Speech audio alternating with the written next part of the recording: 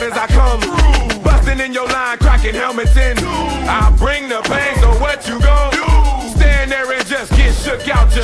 So clean out your locker, I'm out to get ya. Cause I just popped ya. You can't take the pressure. You might as well quit cause you just can't last. Madden 2000, put your face in the grass. Austin Safarian-Jenkins, the first touchdown of Jameis Winston's career.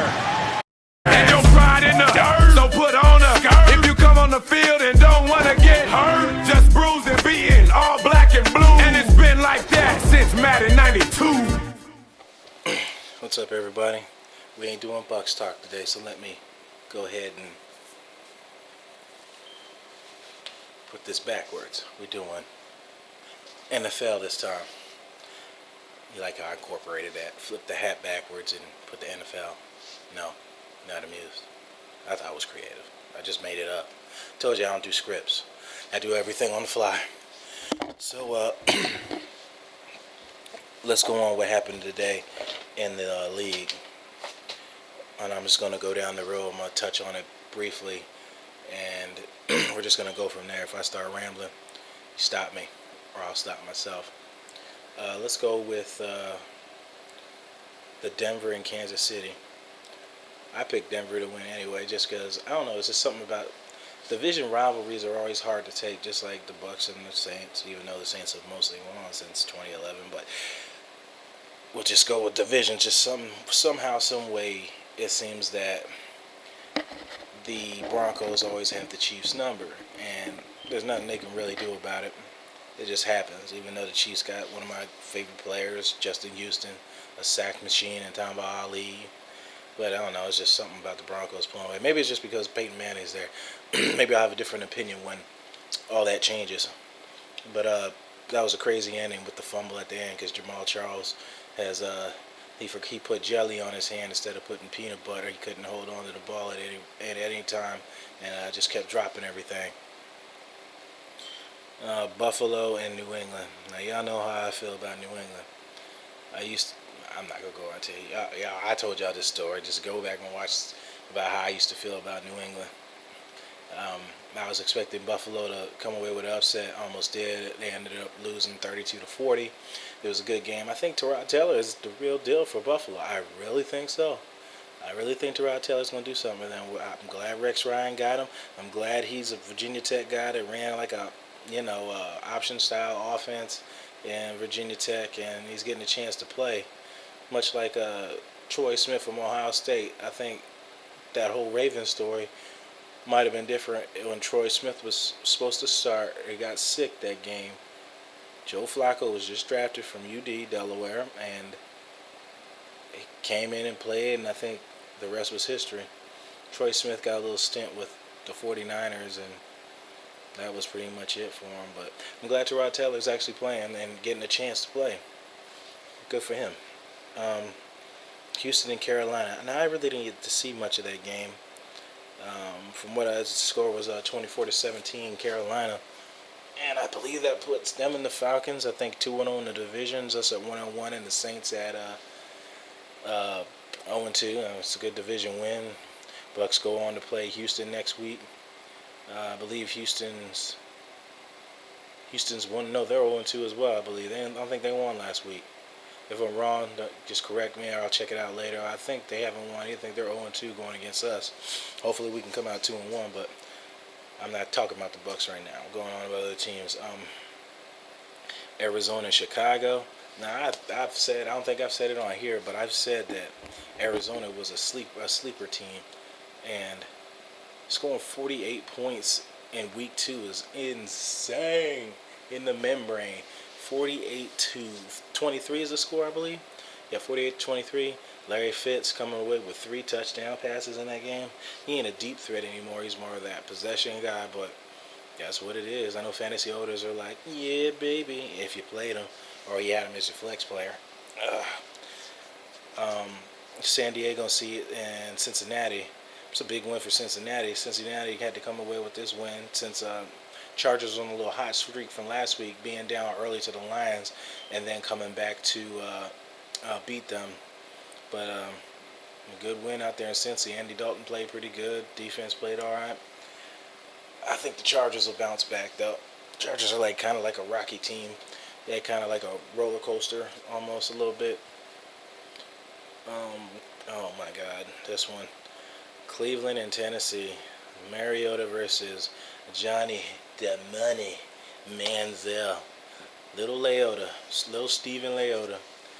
I know you went in with low hopes, but please don't tell me you're a Manziel fan. All of a sudden, you'll break my heart.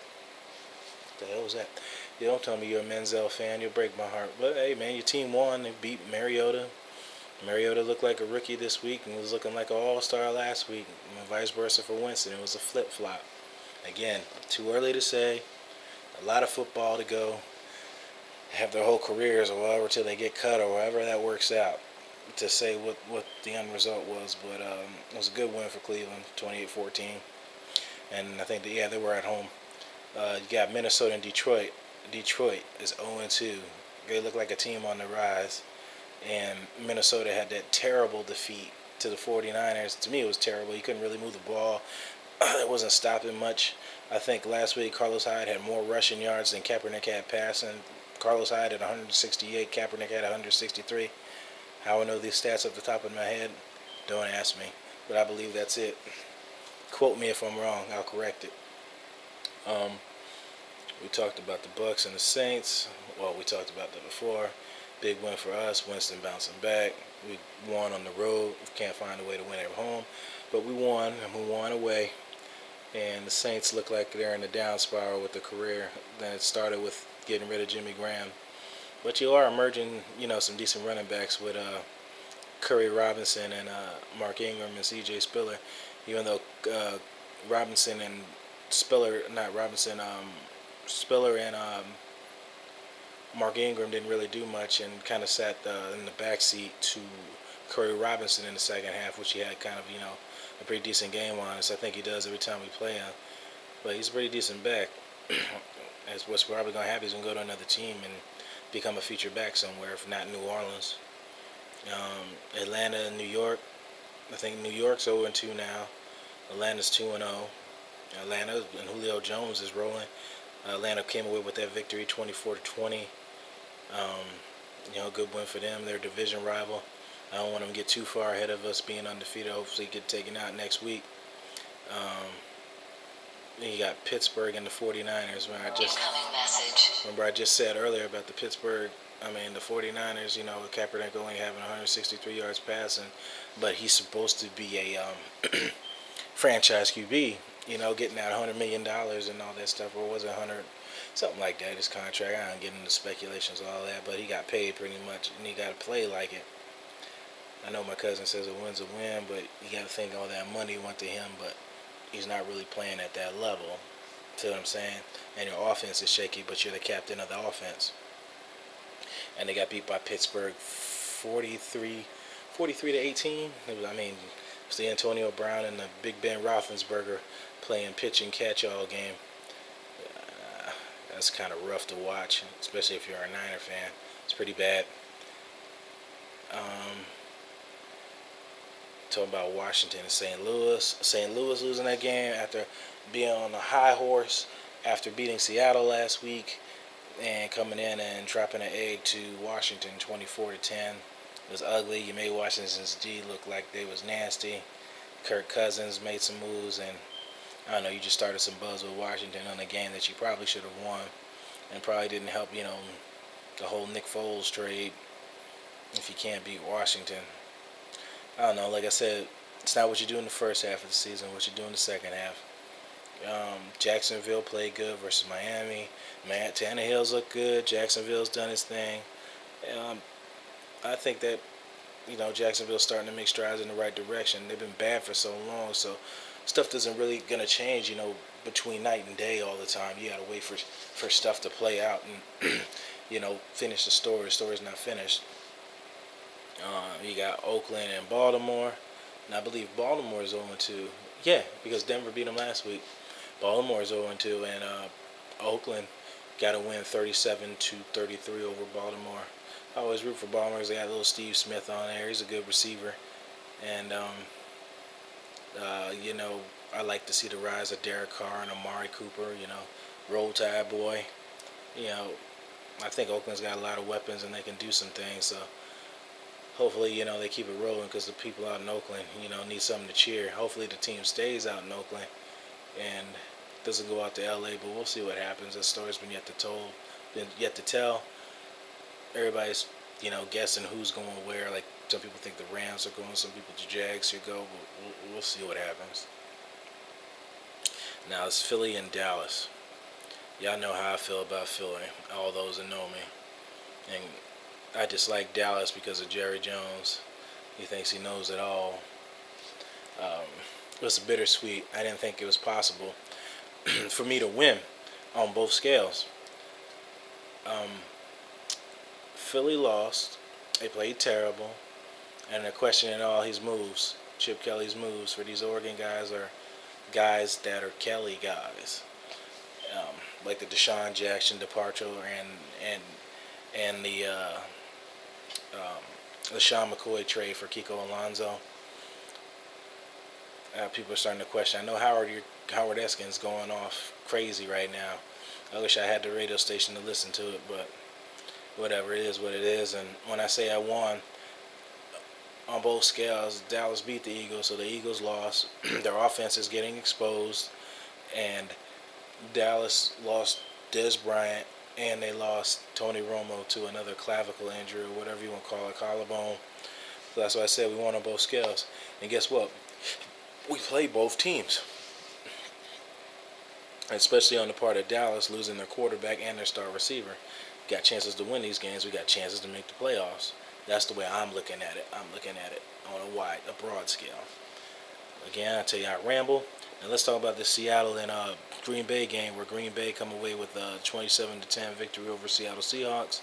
Green Bay won at home. I know they're happy to get that win at home because they haven't beaten Seattle at home in a while, and especially after that whole, you know, replacement ref thing, that was kind of salty. Getting that, and then the playoff game where they gave up their ass at the end of the game, the onside kick. You guys all know that story. But I know Green Bay was happy to win. Came at a cost again. Eddie Lacy went out. But we'll see what happens. We'll see how this story plays out. And the Monday night, New York Jets versus the Indianapolis Colts. Colts are at home. For some strange reason, the voices in my head, Marco, this one's for you. I think I'm rolling with the Jets. I think the Jets pull off this win in Indianapolis. I don't know why. I don't know how. But I think they're going to win. I'm not going to sit up here and try to spill you a bunch of bull crap about how they're going to do it. I just think they're going to pull off a win.